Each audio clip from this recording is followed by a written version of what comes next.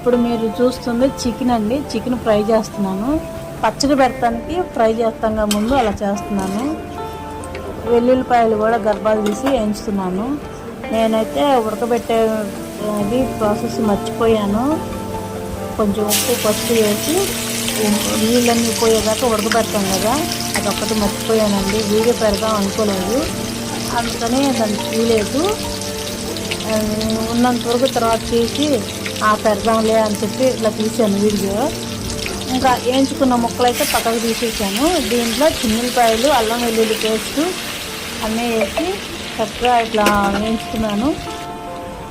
కొంచెం ఎరడాలుగా వచ్చేసి అలాగా వేయించాను. వేయించిన తర్వాత కారం అండి.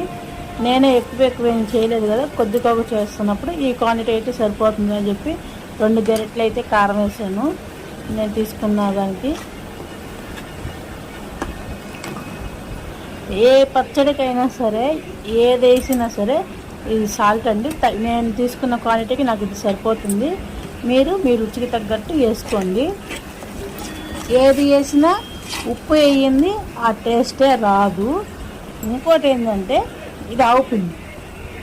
అసలుకి ఏ పచ్చళ్ళు అయినా సరే కొంచెమైనా ఆవు పిండి మెంతిపిండి కలిస్తే అబ్బా ఆ రుచి ఇంకా చెప్పలేము, వర్ణనాతీతం అనుకో. మన ఆవకాయ పచ్చడిలో కూడా గమనించండి, ఆవు పిండి మెంతిపిండి తగిలేదాకా ఆ రుచి అనేది తెలియదు. వాసన కానీ ఆ రుచి కానీ చాలా బాగుంటుంది. ఇప్పుడు వేసింది అయితే మెంతిపిండి అండి. కొద్దిగా మెంతులు జీలకర్ర వేయించి పొడి చేసుకొని వేస్తాను. ఫైనల్గా ముక్కలు అయితే వేసాను. అసలు వాసన కూడా చాలా బాగుందండి. కొంచెం గోరువెచ్చగా ఆరిపోయినాక నిమ్మకాయ రసం అయితే పిండేస్తున్నాను. ఇలా కలిపేస్తున్నాను. టేస్ట్ సూపర్ ఉందండి. నా కొడుకు కానీ నా కూతురు కానీ అసలు చాలా చాలా మెచ్చుకున్నారు. మా బావ కూడా నాకు ఈ పచ్చడి అంతా చాలా బాగా కుదురుతుందని అనుకున్నారు. చాలా బాగా అయితే చేస్తున్నాను. ఇది 2వ అండి. 2సారి చేసినా కానీ మీకు ఉడకబెట్టే ప్రాసెస్ అంతా చెప్పటం తీయటం మర్చిపోయాను. అలా జరిగిందండి. ఇదైతే మీరు కూడా గమనించండి. మా బావకి ఏమైనా చేసి పెడదామని చెప్పి చేశాను. మా బావని కళ్ళు మూసుకోమని చెప్పి మా బావకైతే తినడానికి తీసుకొచ్చి పెట్టాను.